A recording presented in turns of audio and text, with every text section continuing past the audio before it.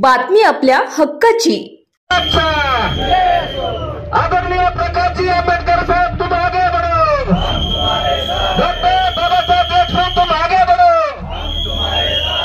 वंचित बहुजन आघाडीचा, शेतकरी कामगार पक्षाचा, विश्व शांतिदूत तथागत गौतम बुद्ध विश्वरत्न डॉक्टर बाबासाहेब आंबेडकरांच्या पुण्यस्मृतीस विनम्र अभिवादन करतो। स्वर्गीय आबासाहेबांनी या तालुक्यात 60 वर्ष राजकारण आणि समाजकारण करत असताना सर्व जाती धर्मांना, गोरगरीब, कष्टकरी, कामगार, वंचित घटकांना सोबत घेऊन काम केलं। निश्चितपणे डॉक्टर बाबासाहेब आंबेडकरांचं जे जीवनपट होतं त्याचा आदर्श डोळ्यासमोर ठेवून आबासाहेबांनी काम केलं।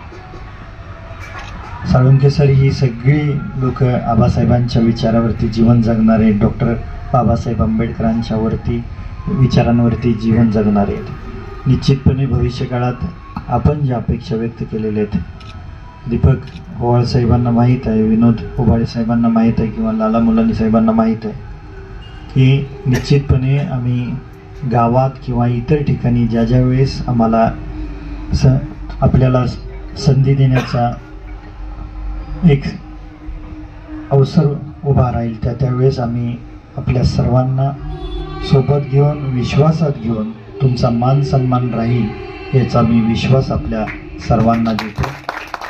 भविष्य काळामध्ये माझं वय 37 वर्ष आहे, मी खूप तरुण आहे, लहान आहे वयाने, पण राजकारणात उतरल्यानंतर जीवनभर राजकारणच करावं लागतं आणि एकदा जर शब्द दिलेला आपण तो पूर्ण केला नाही तर भविष्यात लोक आपल्याला पुढच्या निवडणुकीत दारात सुद्धा उभा करत नसतात। तर निश्चितपणे आम्ही तुमचा मान सन्मान करू। डॉक्टर बाळासाहेब आंबेडकरांचं मी सर्वप्रथम अंतःकरणपूर्वक आभार मानतो आणि 2 वेळा आमच्या भेटी झाल्या, त्या दोन्ही वेळेला त्यांनी सांगितले की आबासाहेबांनी या तालुक्यात शिवशाहू फुले आंबेडकरांचा पुरोगामी विचार रुजवण्यासाठी कष्ट घेतलं, गोरगरीब जनतेला न्याय दिला आणि निश्चितपणे आम्ही तुमच्या सोबत राहू, शेतकरी कामगार पक्षाच्या सोबत राहू।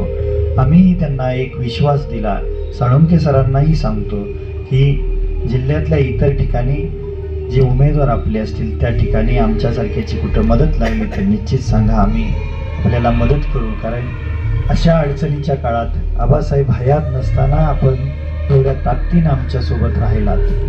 ज्या महाविकास आघाडीचा आम्ही घटक पक्ष आहोत त्या महाविकास आघाडीनं आम्हाला खरं तर मोठं मन दाखवून एक अधिकृत उमेदवार जाहीर करून आम्हाला उमेदवारी देणं गरजेचं होतं शेतकरी कामगार पक्षाला। कारण 60 वर्ष आबासाहेबांनी या महाविकास आघाडीतील घटक पक्षांना, नेते मंडळींना ज्या ज्या वेळेस राज्यात आणि जिल्ह्यात मदत लागली त्या वेळेस चांगल्या पद्धतीने ताकदीनं आबासाहेबांनी मदत केली आणि आबासाहेबांच्या निधनानंतरची ही पहिली विधानसभेची निवडणूक आहे आणि या निवडणुकीमध्ये ज्या ताकदीनं महाविकास आघाडी आमच्यासोबत राहायला हवी होती, एक घटक पक्ष आमच्यासोबत नाही।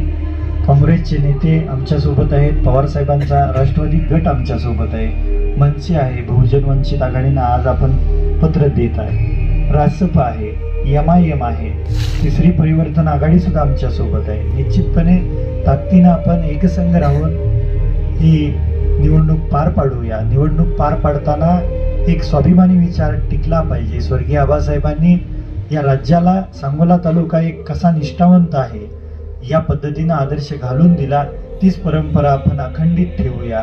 या मतदारसंघातल्या गोरगरीब जनतेच्या मुलामुलींना चांगलं शिक्षण मिळालं पाहिजे, तरुण तरुणींना हाताला काम मिळालं पाहिजे, शेतीमालाला भाव मिळाला पाहिजे, दुधाला भाव मिळाला पाहिजे। आपल्या ओबीसी आणि इतर प्रवर्गातील काही मुलामुलींच्या शिक्षणाच्या शिष्यवृत्त्या अजून पेंडिंग आहेत। निश्चितपणे भविष्य काळात त्या ज्या राहिलेल्या शिष्यवृत्त्या आहेत त्याचं अनुदान लवकरात लवकर मिळवून देण्यासाठी आपण ही निवडणूक लढतोय। भविष्य काळामध्ये चांगल्या पद्धतीने एकसंघ राहून आपण ही निवडणूक तर लढूच, पण आयुष्यभर तुमची साथ राहावी एवढेच मी आपल्या सर्वांना विनंती करतो। तुम्ही मोठ्या मनाने आमच्या अडचणीच्या काळात एवढी ताकद देत आहे, निश्चितपणे आम्ही आयुष्यभर जीवनभर तुम्हाला या केलेल्या मदती ऋणात ठेवू, कदापि आम्ही विसरणार नाही, एवढाच शब्द देतो. परत एकदा आपल्या सर्वांचं, या पक्षाचे नेते माननीय बाळासाहेब आंबेडकर साहेबांचं, माननीय सोमनाथ साळुंखे सरांचं, जिल्ह्याचे उपाध्यक्ष लालासाहेब मुलानी, तालुक्याचे अध्यक्ष विनोद भाऊ उभाळे, आपल्या सर्वांचा अंतःकरणपूर्वक आभार मानतो आणि इथेच थांबतो. जय भीम, लाल सलाम. सोलापूर जिल्ह्यातील तसेच सांगोला तालुक्यातील महत्त्वाच्या आणि ताज्या बातम्या पाहण्यासाठी आजच आमच्या पंचनामा लाईव्ह न्यूज चॅनलला यूट्यूबवर सबस्क्राईब करा आणि बेल आयकॉन प्रेस करा.